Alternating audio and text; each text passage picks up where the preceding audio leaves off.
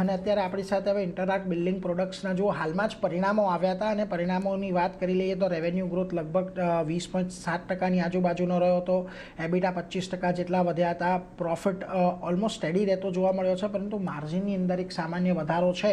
એટલે ખાસ એના પર ધ્યાન રાખીશું. આપણી સાથે અત્યારે ચર્ચા કરવા માટે इंटरैक्ट बिल्डिंग सॉल्यूशंस ने एमडी अरविंद नंदा साहब जोड़ाए गया है. अरविंद सर, स्वागत आपका सीएनबीसी बाजार पर और वेरी गुड आफ्टरनून.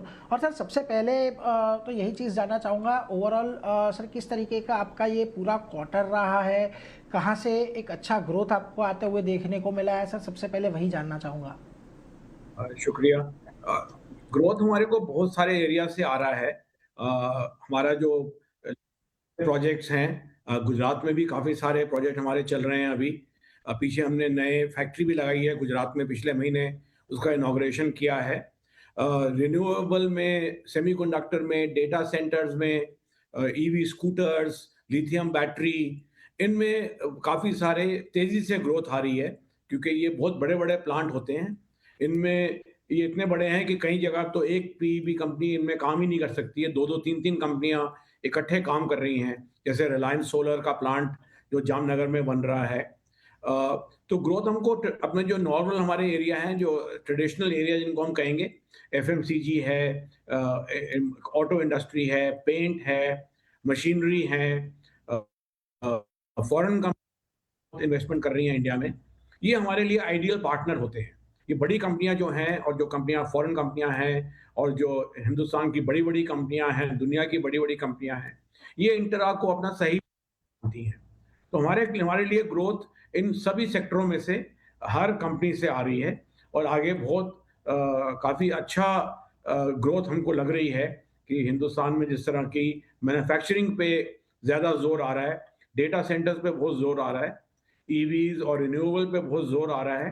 सरकार ने भी बहुत ज़ोर लगाया है इसके ऊपर, और काफ़ी सारी सब्सिडी, काफ़ी सारी प्रिविलेजेस, पीएलआई स्कीम वगैरह में दिया है. तो हमको काफ़ी अच्छा लग रहा है कि अगले 4-5 साल ग्रोथ अच्छी आनी चाहिए. એટલે જો એક સારા ગ્રોથની અપેક્ષા અહીંયાથી તો છે જ. તો ઓલરેडी આ બધા सेगमेंट એવા છે કે જ્યાંથી ग्रोथ આવી રહી છે ને આગળ પણ ग्रोथ આવશે. लेकिन सर मैंने एक्चुअली आपके लिए थोड़े देर के बाद भी आपसे पूछने वाला था, लेकिन आपने मेंशन कर दिया है आपके खेड़ा प्लांट के बारे में, जो अभी आपने इनोग्रेट किया है जुलाई पिछले ही महीने. सर उसके बारे में थोड़ा और डिटेल में जानना चाहूँगा. सर कितनी कैपेसिटी अभी वहाँ पर आपने इंस्टॉल की है, कितना यूटिलाइजेशन स्टार्टिंग के दिनों में आप अभी अचीव करना चाहते हैं, और सर क्या किस तरीके की इंडस्ट्री को यहाँ से आप केटर कर रहे हैं, उसके बारे में सर थोड़ा ये प्लांट के बारे में बता पाए. हमने ये प्लांट को 9 जुलाई को इनॉग्रेट किया है, अभी 1 महीना ही हुआ है.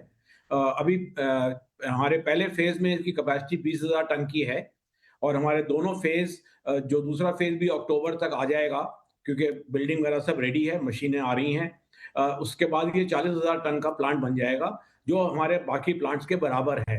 जो बाकी 4 प्लांट हमारे हैं उसके बराबर हो जाएगा. वो इसी के साथ हमने एक और ज़मीन भी ले ली है, 4-5 महीने पहले ली है, जिसमें गुजरात का दूसरा प्लांट आएगा. वो भी 40,000 टन है. उस जो तारीख है या कब स्टार्ट होगा वो फैसला नहीं हुआ, बट अगले साल में हो जाना चाहिए. तो हमारा अल्टीमेटली प्लान ये है कि गुजरात में 80,000 टन की कैपेसिटी अगले 12 से 24 महीने के अंदर अंदर हो जानी चाहिए. 40,000 अक्टूबर तक, अनदर 40,000 12 से 18 महीने में. गुजरात में हमने बहुत बड़े-बड़े प्रोजेक्ट किए हैं. टायर कंपनियों का किया है. अभी हमने पीछे एक टायर कंपनी का ऑर्डर किया, जो हिंदुस्तान का सबसे बड़ा पीईबी ऑर्डर था, 300 करोड़ का. अभी हमने खत्म किया है उसको. रिन्यूएबल के बहुत प्लांट कर रहे हैं, ईवी कंपनियां, उनके लिए बहुत प्लांट कर रहे हैं हम गुजरात में. तो कई एशियन पेंट्स है, ग्रास, कई कंपनियों के लिए बहुत बड़े-बड़े प्लांट हमने पहले ही गुजरात में किए हैं. तो हमारी प्रेजेंस गुजरात में बहुत सालों से है. लेकिन बहुत सालों के बाद सोच के हम लोगों ने अब वहाँ पे प्लांट लगाया है, जिससे हमारे को छोटा और मीडियम इंडस्ट्री का भी अच्छा कब्जा मिलेगा मार्केट में. बड़े जो प्रोजेक्ट होते हैं वो तो कोई भी कंपनी हमारे साइज की कहीं से भी एग्जीक्यूट कर सकती है. लेकिन जो छोटे और मीडियम होते हैं, उनके लिए बहुत ज़रूरी होता है कि आप आस-पास ही हों, क्योंकि आपकी मार्केटिंग, सेल्स, प्रोडक्शन, साइकोलॉजिकल जो होता है, दिमागी कंपनी है, कंपनी गुजरात की कंपनी है. तो आई थिंक उस सेक्टर में हमको ज़्यादा जी सर, ये जो नया प्लांट आप बाद में लाने की जो बात कर रहे हैं, तो सर क्या वो जो अभी एग्जिस्टिंग प्लांट है उसके नज़दीक ही ये नया प्लांट बनेगा, या कोई और जगह आपने अभी सिलेक्ट की हुई है उसके लिए? नहीं, उसके साथ ही है, हमने साथ में ज़मीन ली हुई है कि वो साथ चलेगा तो फिर एक ही मैनेजमेंट उसको मैनेज कर सकती है, वो बहुत ज़रूरी होता है हमारे लिए। Okay sir. सर एक चीज़ और आपके ऑर्डर बुक के बारे में जानना चाहूँगा सर। ये FY27 में अभी तक सर आपके पास कितने ऑर्डर इन हैंड है और कितने नए ऑर्डर FY27 के अंदर जुड़े हैं, ज़रा उसका ब्रेकअप आप हमें दे पाए? आज की डेट में मतलब 31 जुलाई की डेट में हमारे पास 1860 करोड़ के ऑर्डर बुक पेंडिंग थी। अ, हम लोग अपनी ऑर्डर बुक ऑर्डर मार्केट से भी ऐसी उठाते हैं जो हम लोग उसको डिलीवर कर सकें, उसको हम सकें। वो बहुत ज़रूरी है हमारे लिए, क्योंकि प्री इंजीनियर्ड बिल्डिंग इंडस्ट्री में ज़्यादा लंबे ज़िक्र के और लंबे टाइम के ऑर्डर नहीं मिलते हैं। आज की डेट में क्योंकि बड़े ऑर्डर हैं, तो 11-12 महीने के भी मिल रहे हैं ऑर्डर। अदरवाइज़ 11-12 महीने एक लिमिट होती है पीईबी की, जिसमें ये ऑर्डर एग्ज़ीक्यूट करना पड़ता है। तो अगर हम 1800 देखें, तो हमको इसको अगले 9 से 10 महीने में, मैक्सिमम 11 महीने में एग्ज़ीक्यूट करना ही पड़ेगा। तो हमारा आइडिया यही है कि आगे चलते हुए जो हमारी कैपेसिटी ऐड हो रही है गुजरात में भी, आंध्रा में भी, हम heavy structure plant trial production में चला गया है, कमर्शियल प्रोडक्शन में इस महीने के एंड में, अर्ली सितंबर में चले जाएगा।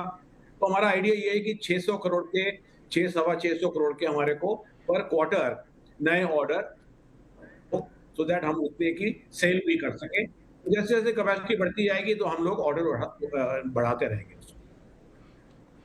એટલે જુઓ અહીંયાથી ખાસ કરીને એક સારી એવી ઓર્ડર બુક છે ને હજી અહીંયાથી ઓર્ડર આપણને વધતા દેખાશે, એના પર એક ખાસ કરીને फोकस रखीશું। सर एक चीज़ आपसे ये भी जानना चाहूँगा, पिछले बार जब सर हमने बात की थी, आपने FY27 का जो आपका गाइडेंस था, रेवेन्यू गाइडेंस लगभग 2000 करोड़ से बढ़ाकर 2200 करोड़ का किया था सर। क्या यहाँ पर और कोई इसमें ट्वीक करना चाहेंगे आप अभी, कि इसी तरह के वही गाइडेंस आपको आने वाले समय में भी अचीव होते हुए दिखेगा? अभी इस साल का गाइडेंस हम चेंज नहीं करना चाहते, क्योंकि ये नई कैपेसिटी जो हमारी आ रही है प्रोडक्शन में, हमको देखना है कि कितनी जल्दी से जल्दी ये फुल कमर्शियल प्रोडक्शन में आ जाए।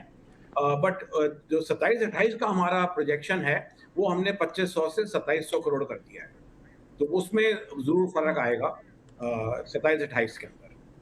इस साल भी हमको लगेगा, लेकिन लग रहा है एक क्वार्टर बाय हमारे रिजल्ट आएँगे, हमारी पोज़ीशन बेटर होगी कि इस साल क्या होगा। ओके। और सर एक चीज़ ये भी जानना चाहूँगा, आपने क्यूआईपी पे लिए भी आपने प्रोविज़न किया हुआ है अभी, तो सर क्या वहाँ पर क्या स्ट्रेटजी है? क्या आप कोई एक्सपांशन के लिए आप फंड रेज करना चाहेंगे, या कोई कोई आप अभी खास करके एक्विजिशन को रडार पे रख के एक अभी से तैयारी कर रहे हैं? किस तरीके की सर वहाँ पर आपकी स्ट्रेटजी है? इसमें हमने देखा है कि जो मार्केट में डिमांड बढ़ रही है, वो बहुत तेज़ी से बढ़ रही है। और जब तक हमारे पास वो पूरी कैपेसिटी नहीं होगी प्रोडक्शन के लिए भी, हमको उसी के साथ-साथ इंजीनियरिंग में, सेल्स में, प्रोजेक्ट मैनेजमेंट में भी खर्चा करना पड़ता है। तो वो डिमांड बहुत तेज़ी से बढ़ रही है। इसलिए हमने सोचा कि हम लोग जो हमने अगले 3 साल में सोचा था करेंगे, हमारे को अगले 18 से 20 महीने में करना चाहिए। उसके बाद हमने एक कनाडा कंपनी से भी एक जॉइंट वेंचर साइन किया है, जो 100% की बात हो रही है हिंदुस्तान में, और सारा का सारा मटेरियल वो एक उसको हम ओपन वेब जॉइस्ट सिस्टम कहते हैं, वो पूरा का पूरा कनाडा एक्सपोर्ट होगा। वो भी एक ऐड ऑन हो गया है इसी 18-20 महीने के अंदर कैपेसिटी में। तो इसलिए हमने कहा कि इसको हमको तैयारी रखनी चाहिए। अभी हम लोग ये नहीं है कि आज फंड रेज़ करने जा रहे हैं, हम अप्रूवल वगैरह ले रहे हैं कि हमारे को फंड चाहिए। अभी हमारे पास इंटरनल फंड्स भी हैं। अ, पिछले 2 साल में हमने 24-40 करोड़ रुपया ऑलरेडी कैपेक्स में लगा चुके हैं। जो हमारा ख़्याल था कि 3 साल में लगेगा, वो 2 साल में कर दिया हमने।